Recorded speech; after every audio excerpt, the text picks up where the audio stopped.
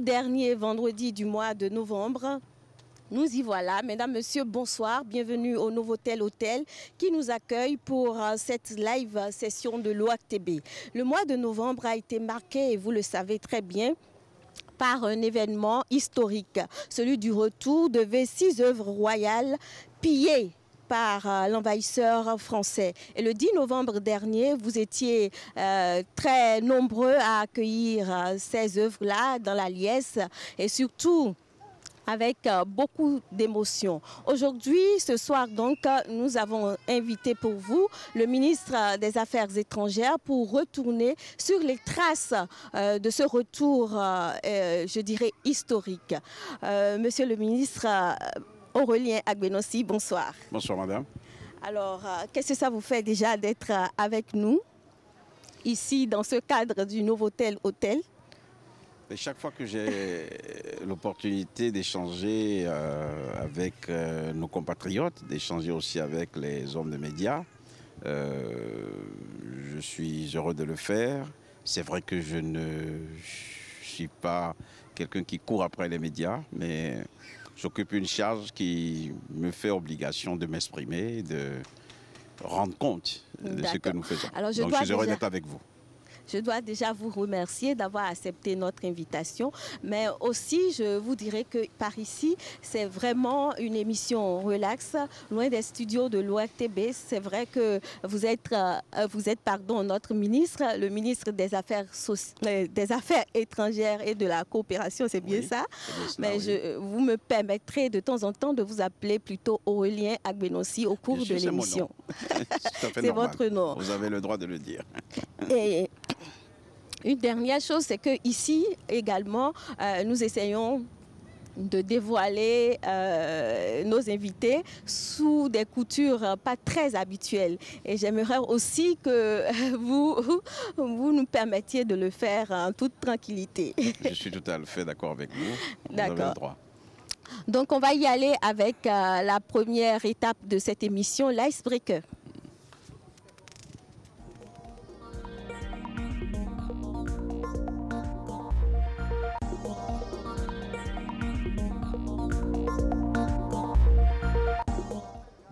Alors, lorsque j'ai fait ma petite enquête et que je préparais cette émission, j'ai bien remarqué que tout le monde vous connaît avec Aurélien Agbenossi.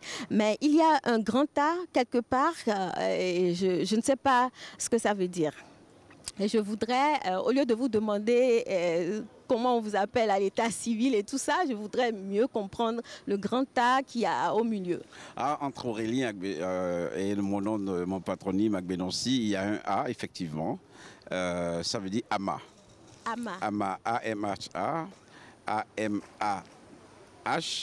C'est le prénom du deuxième garçon. Ah, d'accord. Dans le groupe ethnique des Toumans. Je suis Mina, mais je suis aussi fond par ma mère. Mais du côté de mon père, je suis Mina. Et donc, je m'appelle Ama. C'est ça. Et mes collaborateurs m'appellent Triple E, puisque c'est AAA. Oui, voilà. Aurélien Agbenossi. Donc, voilà, ça fait 3 A. Absolument. D'accord. Alors, dans la famille, quel est le rang que vous occupez, vos frères et sœurs, dans votre famille? C'est très intéressant parce que je suis le dernier des aînés, je suis le plus jeune des aînés. Il y a 2 fournés chez nous. Ah, d'accord. Nous sommes une fratrie de 6 enfants. Oui. Et je suis le 4e. D'accord. Et on me connaît comme le dernier des grands, et comme l'aîné des tout petits. Ah, d'accord. Donc ceux qui viennent après moi m'appellent Fofo. Oui. Il y en a 2. Et ceux qui sont avant moi m'appellent par mon prénom. D'accord. Frères et sœurs, hein? Oui, nous sommes effectivement, jusqu'à récemment, où j'ai perdu mon frère aîné François, que certains connaissent, nous étions 3 garçons, 3 filles. Aujourd'hui, il reste 2 garçons et 3 filles. Ah, mes condoléances, enfin. Merci. Alors, vos parents, eux, ils sont originaires d'où? Vous avez commencé à le dire, hein, votre maman, elle est de l'ethnie Fon, c'est ça? Oui, ma mère est Fon. Oui, et votre papa? Et mon papa est Mina. Mina, tout simplement. Quelle partie de... Mon papa est d'Agoué, mais j'ai la particularité d'être un grand mélange au Bénin. Oui. Puisque mon père a une arrière-grand-mère qui vient de Malanville. Lui-même a une mère qui vient de Ouida et ma grand-mère maternelle vient de Ouida. Donc vous êtes du Bénin tout Je suis né à Porte-Nouveau, j'ai grandi à Porte-Nouveau, donc je réagis beaucoup plus comme un Porte-Nouvien. Non, c'est vraiment un mélange. Je suis un mélange. Mais c'est tout à votre... Je suis heureux d'être ce mélange-là. Oui, c'est tout à votre actif. Je me sens de partout quand je suis au Bénin, c'est ça le problème. Alors, quand vous étiez petit, aviez-vous donc envisagé avoir une carrière politique ou alors avoir des responsabilités même sociales? Carrière politique, je ne sais pas. Responsabilité sociale, oui. J'avais toujours cette tendance à organiser mes camarades lorsqu'il s'agissait de jouer. Vous avez été responsable? J'ai été responsable, effectivement. Vous avez bien fait votre enquête. J'ai été le premier responsable des élèves du collège d'enseignement secondaire d'Avier à Porto-Novo. Oui. Et aussi premier responsable des élèves du lycée Tofa 1er. J'ai fait un lycée de jeunes filles, ce qui me rend peut-être un peu plus sensible que certains à la question du genre. C'est ça. J'en venais de toutes les façons. Vous n'allez pas passer par ici sans que je ne vous pose cette question. Oui. Et qu'est-ce que vous projetiez en fait d'être quand vous étiez plus jeune? Ce que beaucoup de Béninois ne savent pas, je suis avocat de formation. Ah, d'accord. Je suis juriste. Et lorsque j'ai parachevé mon stage d'avocat à Dakar dans le cabinet d'un célèbre avocat qu'on appelle Maître Christian Valentin, il trouvait que j'étais très jeune. Et il a souhaité que j'aille en France faire un 3e cycle, ce que je fis. Et c'est de là que le hasard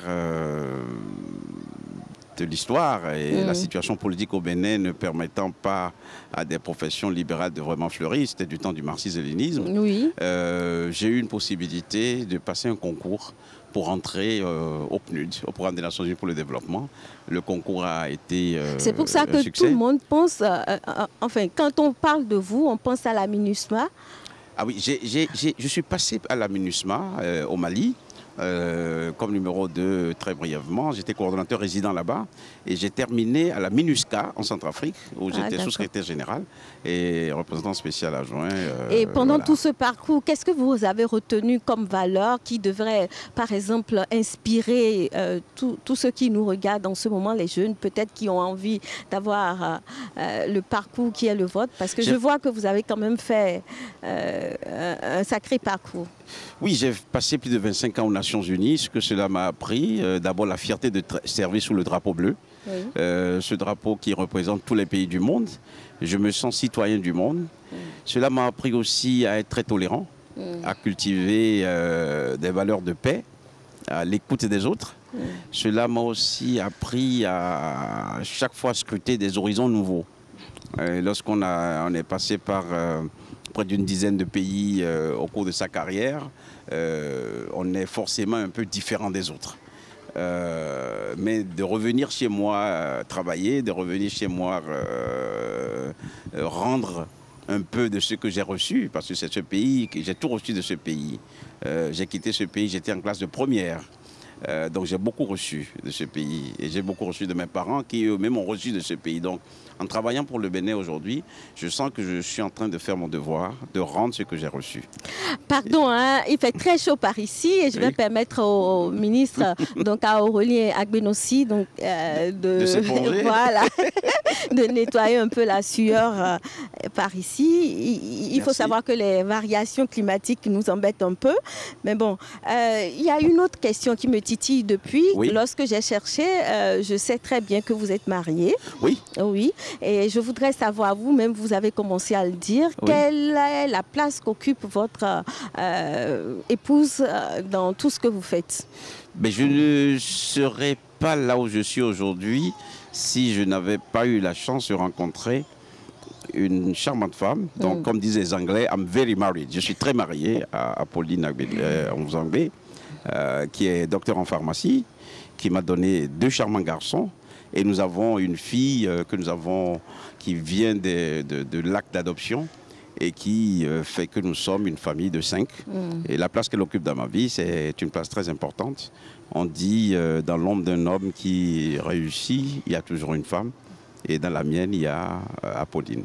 Et aujourd'hui, nous sommes ensemble, nous faisons cet entretien donc, au lendemain du lancement, je dirais, des 16 jours d'activisme contre les violences faites aux femmes. Qu'est-ce que vous avez à dire par rapport à ça rapidement avant qu'on ne poursuive? Ce que j'ai à dire, c'est que ce n'est pas un gadget. Oui. Et je ne souris pas lorsqu'on parle des violences faites aux femmes. Une chose que j'ai reçue de ma mère, c'est le grand respect pour les femmes. Vous savez, dans l'éducation qu'on a reçue, c'est d'abord le respect de ce qu'on appelle à tort le sexe faible. C'est le respect de celle qui donne la vie.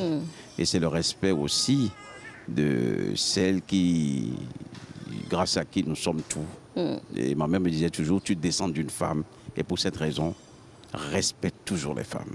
Alors, si tu lèves, le jour où tu lèveras la main sur une femme, considère que tu n'es plus rien. D'accord, c'est Aurélie Agbenossi qui le dit, hein, c'est pas moi. Et je le revendique, je le signe. D'accord. Oui. Alors, donc on doit rester mobilisé. Ce combat-là est important. Je suis heureux que notre gouvernement, dans les premiers actes du deuxième mandat du président, cela était déjà en filigrane dans le premier mandat, mais dans le deuxième mandat, c'est fait de manière très forte. L'Institut de la femme qui démarre et aussi un certain nombre de mesures contre les abus sexuels, contre les extravagances des uns et des autres et les inconduites. Je suis totalement engagé dans ce combat-là. Vous l'avez certainement vu à travers les médias. Le 8 mars, lorsque je rencontre le personnel de mon ministère pour la journée des femmes, vous en parlez toujours, et c'est dire, je ne veux pas qu'on manque de respect aux femmes dans ce ministère. Merci d'être engagé dans ce combat-là. Et une autre question qui me vient à l'idée, au moment où vous me répondiez, c'est par rapport au poste que vous occupez aujourd'hui. Oui. Si vous avez été donné de choisir un poste ministériel, est-ce que vous auriez choisi véritablement le ministère des Affaires étrangères? Je pense que mon profil me prédestinait à ce poste-là. Donc c'est tout naturellement que j'ai marqué mon accord lorsque le président m'a demandé d'être ministre des Affaires étrangères. Mais le poste que je souhaitais occuper, c'est un poste de service. Donc, c'est servir mon pays. D'accord, oui. Alors, je dirais que vous avez passé avec brio la première étape, puisque vous nous avez pratiquement tout dit, même ce que je n'avais pas demandé, j'ai su. Il y a quand même votre panégyrique, c'est comme ça on dit, oui. Hein, que j'aimerais encore savoir. Comment, oui, comment vous... Moi, je suis à Ino. Moi, je suis tout bon. Pardon? Avoir les Kadji Tatago. Ça, c'est difficile. C'est facile. Je dirais que vous avez passé avec brio cette étape et nous irons au cœur de notre entretien tout de suite dans le moment de vérité. Arnaud Togbono.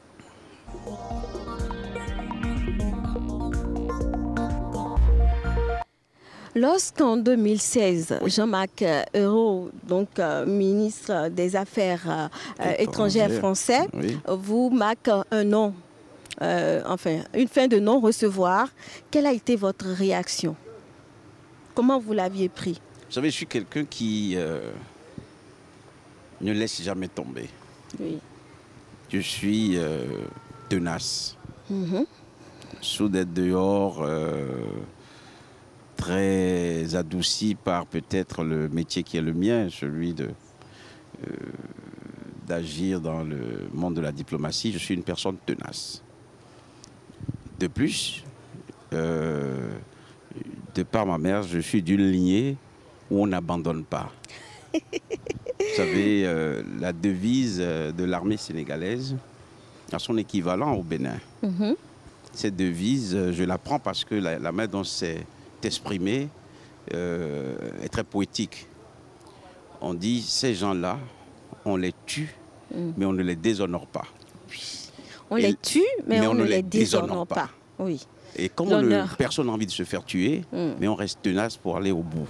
C'est ça. Alors lorsqu'il m'a dit non, je me suis dit, avec le président que j'ai, qui est un gagneur né, avec le gouvernement qu'on a, qui est un gouvernement de détermination, nous resterons sur le pont. Parce que c'était un combat légitime. Mais c'était un choc quand même. Oui, je me suis dit qu'il a écrit, qu'il a signé plutôt une lettre Parce que vous savez, sur 100 lettres, comme il signe, Oui. peut-être un peu moins de la moitié. Qui ne lit pas.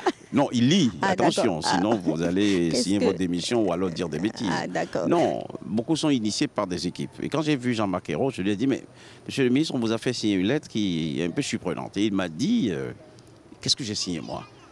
Et quand j'ai repris les termes de la lettre, j'ai compris que peut-être qu'il aurait mis un peu plus de nuances, parce que c'est un homme d'une grande intelligence. Il faut comprendre, c'est un enseignant, professeur d'allemand, je crois, et qui a fait beaucoup d'autres choses. Il a une intelligence politique connue.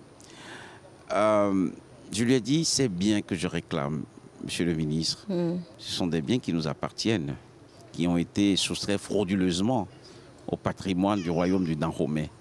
Et tout ce que je demande aujourd'hui, c'est qu'on puisse les rendre pour pouvoir renouveler notre partenariat. Mais plusieurs années après, 4 années après. Mais avant, c'est-à-dire à ce moment aussi, vous étiez comme le messager du chef de l'État. Oui, bien sûr. Le président Talon, que Bien nous sûr. connaissons tous pour son grand amour également des défis. Oui, Mais et lorsqu'il a eu sa vent, détermination. oui, sa Il est opiniâtre. détermination, oui. Mais lorsqu'il a eu vent de ce refus, comment il s'est senti? Quelle a été, lui, sa réaction? Après vous, Je me bien rappelle, il sûr. m'a demandé qu'est-ce qu'on fait. J'ai dit, on ne laisse pas tomber. Il a dit, bon, c'est vrai, on ne laisse pas tomber. Et Tout simplement. il a dit, continuez. J'ai eu la révélation comme tous les compatriotes. L'autre jour, quand il disait à l'Élysée que à un certain moment, il avait un peu désespéré, oui, désespéré. mais il s'est remis à espérer. C'est Je ça. pense que ce sentiment, nous l'avons tous eu à un moment donné, puisqu'on nous opposait une loi française qui était basée sur des principes d'inaliénabilité, de non-césabilité et d'imprescriptibilité d'un certain nombre d'actes qui ont Il y avait- conduit à la saisie de ces œuvres-là. Et ben, nous sommes restés présents. Vous êtes Et resté debout comme debout. l'hymne national de notre pays. Voilà. Vous avez combattu. Voilà. Et finalement, Nous sommes de la lignée de ceux dont on a pris les biens. Il ne faut pas oublier fièrement. ça. Et nous sommes restés là, comme Béninois. Oui, mais aujourd'hui, de l'eau a coulé effectivement sur les ponts, sous les ponts, pardon, et vous avez finalement tenu parole et les biens sont de retour. Absolument. Est-ce que vous pensez que c'est une revanche? Non, il n'y a pas de revanche. Je peux vous dire que ce fait et cette décision historique prise par le président Macron, moi, dans cette affaire, je salue la détermination du président Patrice Talon. Je suis son ministre. Mais je salue aussi le courage politique face à l'histoire d'Emmanuel Macron. Le président Macron a pris une décision qui était Historique. pratiquement à compte courant. Mais c'est une décision d'une grande honnêteté.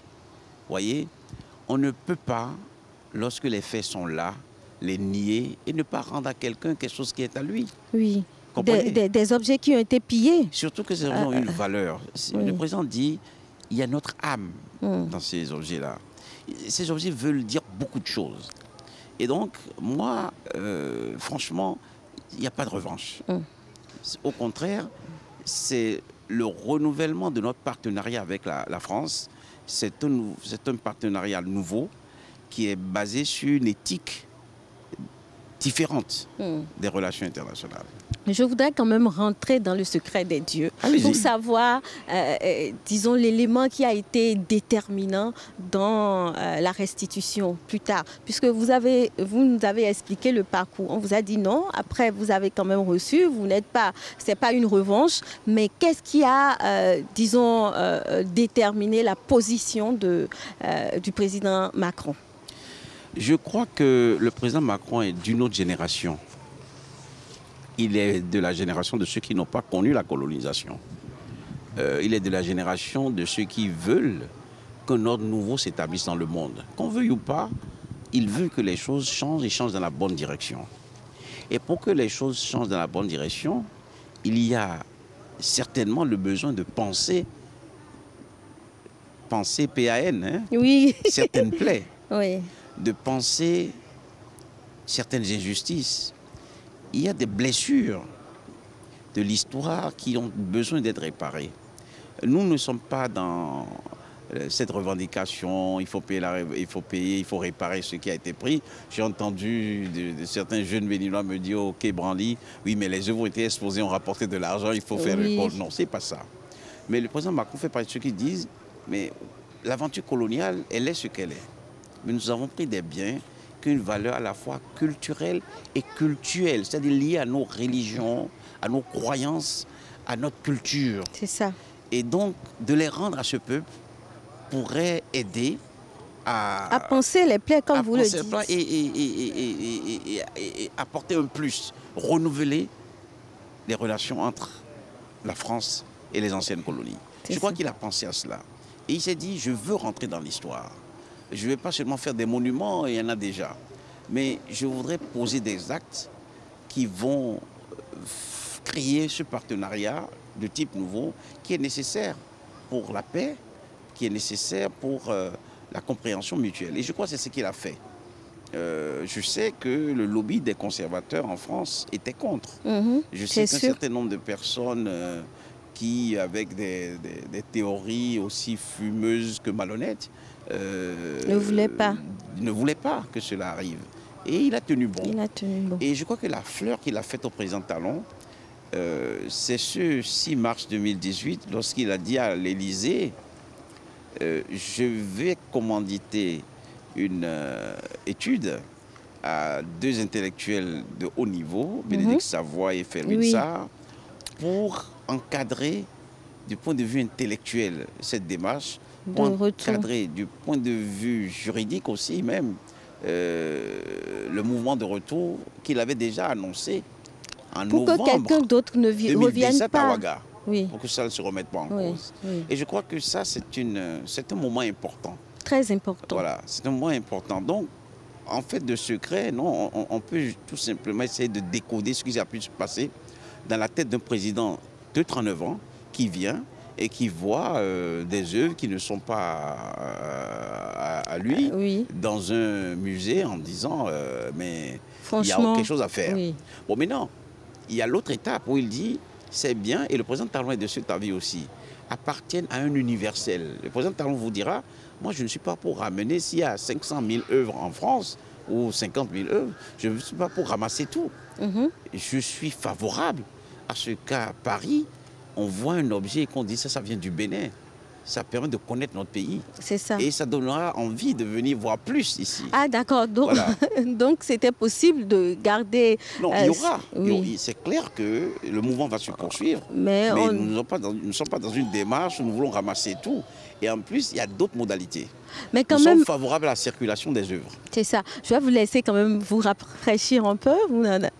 Ce serait bien. Un peu plus tard. D'accord. Mais déjà à l'Élysée, quand même, on a compris qu'il y avait beaucoup d'émotions et le président Talon, il est resté attaché à 2 objets. Il a parlé de la tablette du Fa. Je pense bien, et du symbolisme du dieu du Gou. Voilà. Non, c'est pas seulement ça, c'est pas qu'il soit attaché à cela. Il trouve que c'est des œuvres qui sont majeures. C'est vrai que l'opinion a dit, dans la mesure où le président est de la lignée des Guédégbé, que le Fa l'intéresse. À titre personnel, et si j'étais à sa place, cela m'intéresserait. Mais je ne pense pas qu'il ait un attachement particulier. Il a un attachement normal. Il aurait voulu recevoir aussi des œuvres qui ont été prises à Malanville, à Niki ou à Natitengu, et peut-être à Savet. Il veut des œuvres qui symbolise notre unité, notre vivre ensemble, notre nous. Voilà, c'est notre âme. C'est comme ça que les gens doivent comprendre ça. Et vous avez vu dans la terminologie, les Français ont utilisé d'abord les trésors royaux d'Abomey. Et nous répondons les trésors royaux du Bénin. Après, ils ont dit les trésors royaux du Dahomey. Et nous répondons toujours les trésors royaux du Bénin. Parce qu'il y a cette unité-là. Mais ces 2 dernières phrases que le président Talon a quand même énoncées, on aurait cru que ce n'était pas écrit. Mais est-ce que c'était préparé? Je crois que le président, il a une spontanéité, mais il prépare. C'est un homme d'État. Un homme d'État, au moins déjà dans sa tête, il prépare ce qu'il doit dire. Qu'en est-il de tout ce qui reste? Comment ça va se passer? Mais nous continuons le travail. C'est un partenariat qui s'est mis en place Nous avons signé, si vous vous souvenez bien, avec le ministre de la Culture français, M. Franck Riester, qui s'était rendu au Bénin en 2019, je crois. Nous avons signé un acte. Et cet acte dit ceci, un programme d'action. Et dans ce programme d'action, il y a l'élaboration d'un répertoire de toutes les œuvres. C'est une manière indirecte de dire un inventaire. Oui. Après, l'inventaire sera établi dans une démarche de partenariat. Nous examinerons avec la partie française les nouvelles requêtes. Moi, j'ai déjà des lettres prêtes sur ma table. D'accord. Pour demander, oui, bien sûr. C'est bon à savoir. Oui, bien sûr. Pour demander les autres œuvres. J'ai des lettres qui vont dans d'autres directions aussi, qui vont aller en Belgique, qui vont aller en Allemagne. D'ailleurs, il y a des spécialistes de certains pays que je ne cite pas qui m'ont déjà dit qu'ils sont favorables à la restitution. Parce que regardez le buzz que cela a fait. Oui, franchement. Nous avons été sur CNN, BBC. Partout. Et 2 semaines. Pour vous, c'était 2 semaines intenses. Intense. C'est important. Ça veut dire que, vous savez, les gens ne s'accrochent pas à des sujets qui ne sont pas sérieux. C'était quelque chose de très sérieux. Très, très sérieux, voilà. Parce que ces œuvres vont retrouver maintenant toute leur âme aussi et leur puissance parce qu'ils... l'espace voilà, parce qu'elles sont sur leur terre originelle. Voilà. Mais ces œuvres sont évidemment de retour. Mais l'autre question, c'est quand même de savoir comment on fait pour construire l'unité nationale autour de ces œuvres-là, puisque quand même...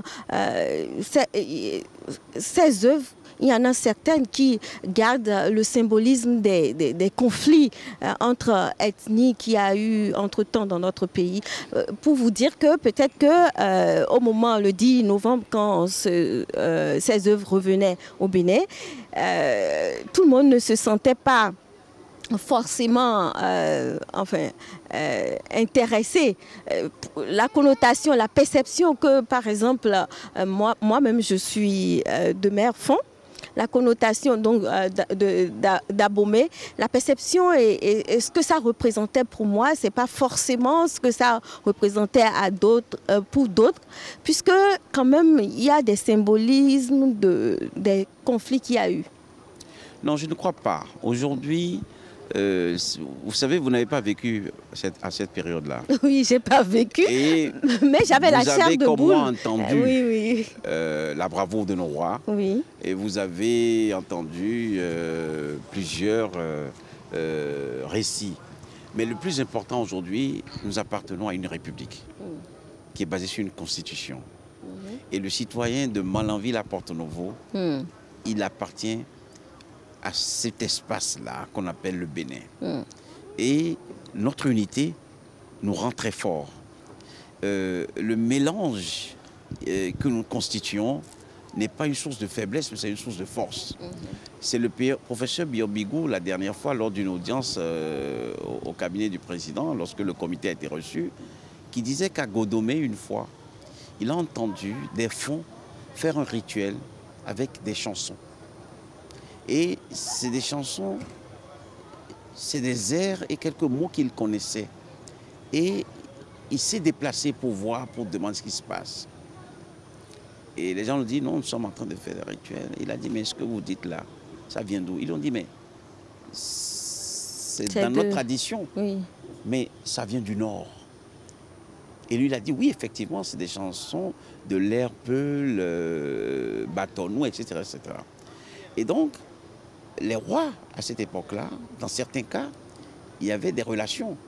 Elles ont pu être conflictuelles, comme elles ont pu être aussi conviviales. Il ne faut pas croire que tout était conflit. Non, C'était pas que des guerriers, oui, mais il y a quand même eu des conflits tribaux qui ont été symbolisés après. Bien sûr, bien sûr. Vous avez parlé de fond tout à l'heure. Tout le monde sait que dans le royaume d'Abomey, un vrai prétendant au trône, normalement, c'est un atout quand sa mère vient du pays Nago. Vous savez ça? Oui. Bon, alors, donc tout ça, aujourd'hui, qu'est-ce que ça veut dire pour nous? Ça veut dire que nous sommes une nation en construction qui se consolide. Que de savoir comment le roi, chez les Batonou, est choisi, qu'un enfant un ressortissant, nos enfants ici, et nous-mêmes citoyens, de le savoir, et de savoir qu'il y a une autre manière chez les Sarkouais de faire les choses, une autre manière chez C'est dans la diversité dans la qu'il y a... diversité. Oui. Nous sommes une nation, je ne Oui. vais pas utiliser le mot des Sud-Africains, je ne suis pas d'une nation arc-en-ciel, mais c'est vrai, nous sommes un mélange de cultures. Je vous défie de pouvoir démontrer que vous n'avez pas des liens avec d'autres régions de ce pays. C'est sûr, moi ma grand-mère, elle est Nago. Bon, voilà, déjà, voyez-vous. Donc, ce que nous essayons de faire pour ces œuvres-là, et c'est pour cela que nous avons dit, si vous ouvrez cette parenthèse, que nous aurions souhaité être associés au choix des œuvres que les Français nous ont rendues. Voilà. Parce que si nous avions associé, nous aurons pris peut-être une tunique bâton, une sagaie d'une contrée oui. dans le septentrion, un tambour du pays Nago, quelque chose qui vient de la zone Adja.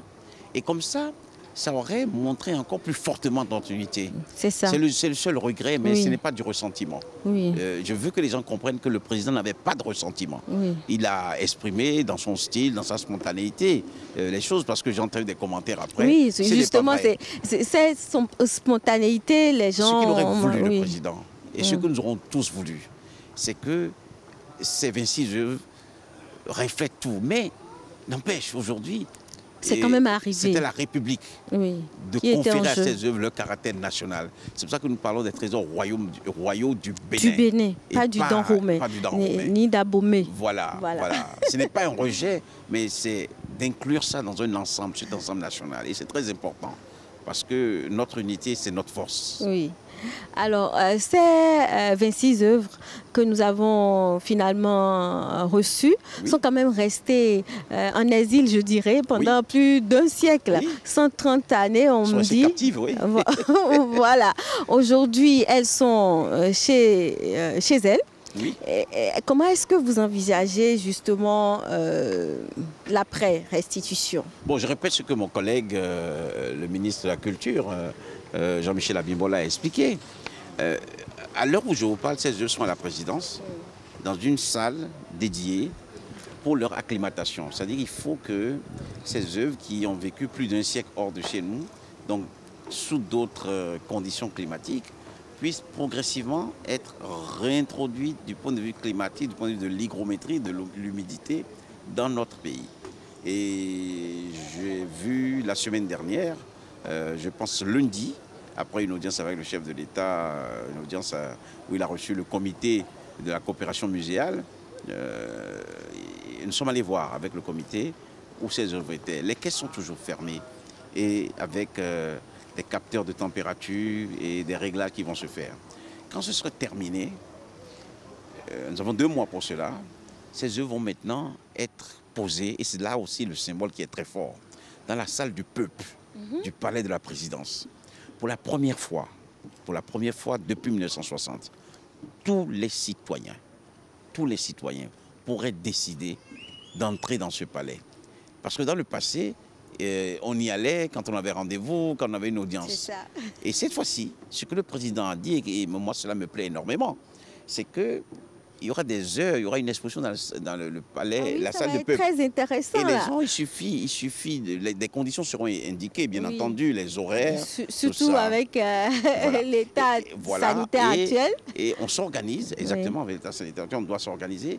Et les gens iront, par groupe, voir ces œuvres, ou individuellement, voir ces œuvres-là. Et ce que j'ai compris, pour ne pas dévoiler un secret qui n'en est pas, c'est que ces œuvres seront exposées en même temps que la création contemporaine. Parce que dans ces œuvres, il y a notre génie du passé.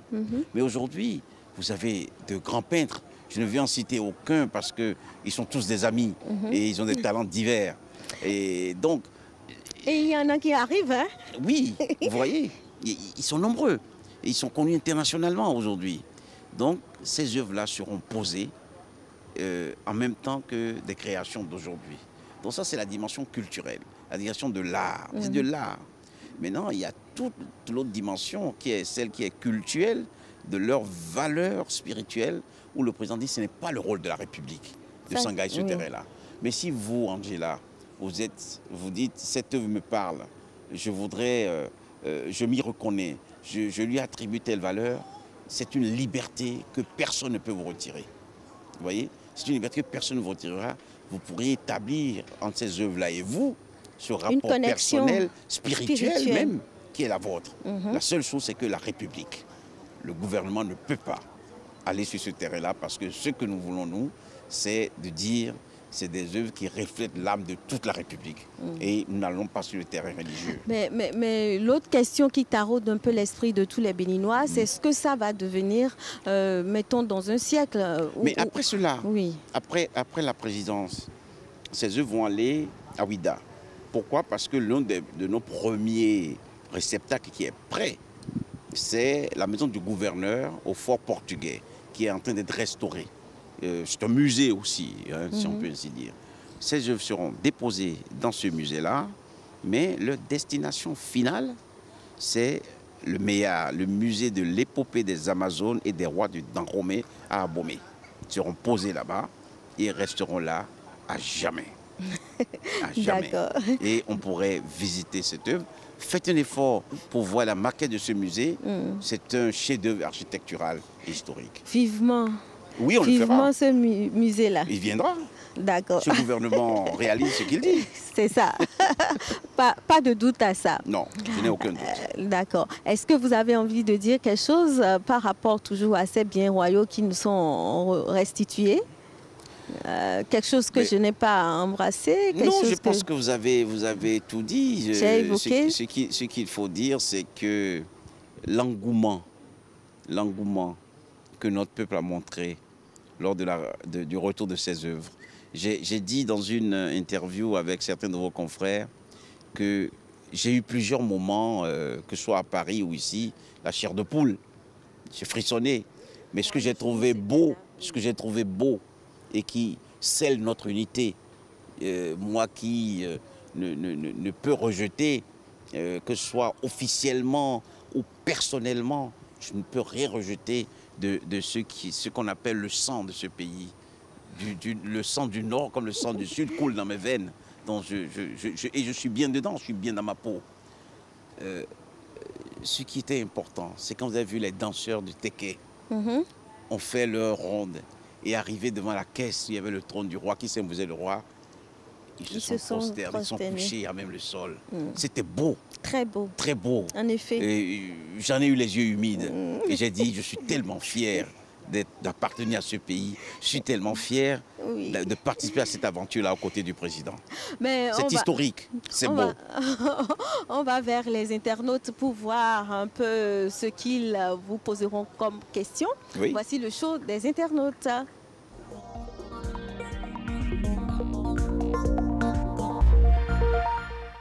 C'est pas tous les jours quand même qu'on a un ministre des Affaires étrangères, disons, dans un cadre comme celui-ci, quelqu'un qui se prête encore à des questions du genre. Merci beaucoup. Je vous en prie. Mais nos internautes, pour la plupart, ce sont des gens qui sont de la diaspora. Et quand on a un ministre des Affaires étrangères devant soi, c'est normal qu'on pose des questions. Et qu'il est en charge de la diaspora. Voilà, qui vous concernent. Donc, il y a Marus Tokpassi qui voudrait savoir, il dit exactement ceci: les Béninois seraient persécutés en Guinée équatoriale, selon les rumeurs ces derniers temps. Qu'en est-il effectivement? Ce n'est pas une rumeur. Peut-être que le mot persécution peut être revu, mais il y a eu des exactions vis-à-vis de quelques Béninois en Guinée équatoriale. Je m'en suis ouvert lorsque j'ai eu l'alerte. Aujourd'hui, les réseaux sociaux vous informent. Parfois, il y a des choses qui ne sont pas vraies, il y en a qui sont vraies. Dans ce cas, la proportion peut-être a été un peu poussée, mais c'est des faits avérés. Et là où il y a souffrance, il ne faut pas ignorer les faits. Donc je m'en suis ouvert aux autorités de la Guinée équatoriale, à mon collègue de ce pays, et des efforts sont en train d'être faits pour que cette situation se calme.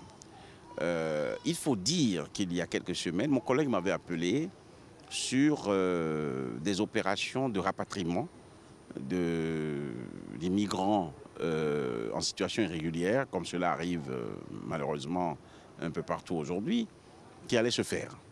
Mais j'étais loin d'imaginer qu'il y aurait des cas particuliers qui toucheraient nos compatriotes.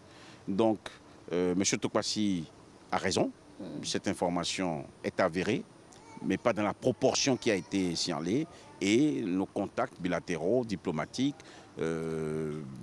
sont en œuvre pour pouvoir faire en sorte que la situation soit réglée. D'accord. Il y a Irène qui voudrait savoir si le 10 novembre ne va pas être désormais une fête nationale, une date historique. Vous savez, je vous ai dit tout à l'heure, lorsque j'ai vu cette ferveur, les femmes à Djogan, les danseurs de Teke,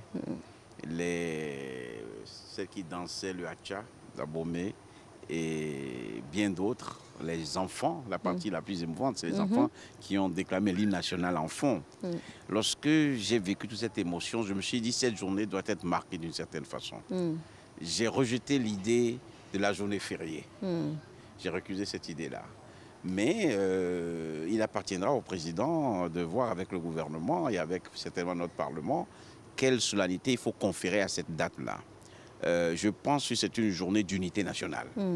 Et si mon avis devait compter, c'est une journée que nous devions commémorer sur le symbole que constitue le retour de nos œuvres comme facteur de ciment, comme facteur d'unité, comme un fait historique qui nous permet d'être encore plus ensemble dans notre pays.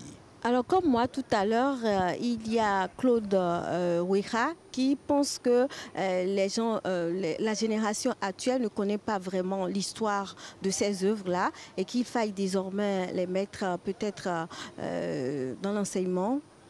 Oui, alors, je vais vous dire, il y a une grande réflexion qui est en cours et ces œuvres ont eu un effet inattendu, ou du moins peu avéré antérieurement. Et cet effet, c'est lequel? C'est que nous n'avons pas mis dans la culture de nos enfants la visite des musées. Le président va mettre en place un minimum de ces musées aujourd'hui. Vous avez le MIME, le musée pour la mémoire de l'esclavage, la mémoire de l'esclavage à Ouidah. Vous avez le musée Vaudou à Porte-Novo.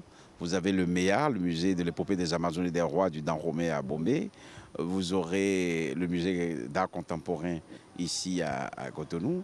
Une réflexion est en cours par rapport au palais royal de Niki pour savoir s'il faut faire quelque chose. L'idée à laquelle on pourrait aboutir, parce que la réflexion est en cours et je ne voudrais pas faire une annonce d'une chose qui n'est pas encore décidée.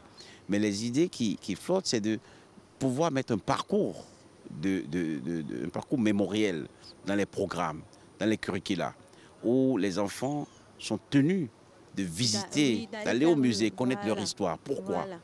On est fiers et on a des références quand on va dans les musées. C'est ça, ça va renforcer même le patriotisme. Moi, je peux vous dire que certaines choses qui sont en moi sont nées du fait que tout petit, on m'a fait visiter le musée d'Abomey. Certaines choses sont en moi lorsqu'on m'a fait visiter du côté de Porte-Novo, le musée ethnographique, la cour du roi Tofa et tout ça. Il y a des pays, je crois que c'est un pays asiatique, je ne veux pas dire des bêtises, je pense que c'est le Japon, où il y a une obligation dans le programme scolaire de visiter les musées. Et je crois qu'il faut qu'on arrive à cela parce que on ne peut pas avoir un développement sans âme. Et l'âme d'un peuple se trouve dans les musées. La bravoure d'un peuple se voit dans les musées.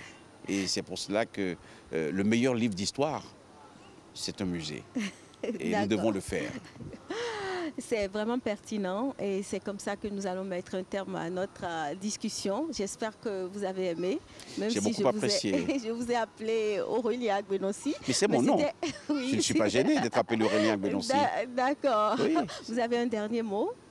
Mais de vous dire merci de l'opportunité qui m'a été donnée d'interagir avec mes compatriotes, d'exprimer ce que je ressens face à cette belle aventure de la recherche des œuvres d'histoire, des trésors royaux du Dahomey, et de dire aussi un certain nombre de choses qui permettent de mieux comprendre l'action du gouvernement auquel j'appartiens.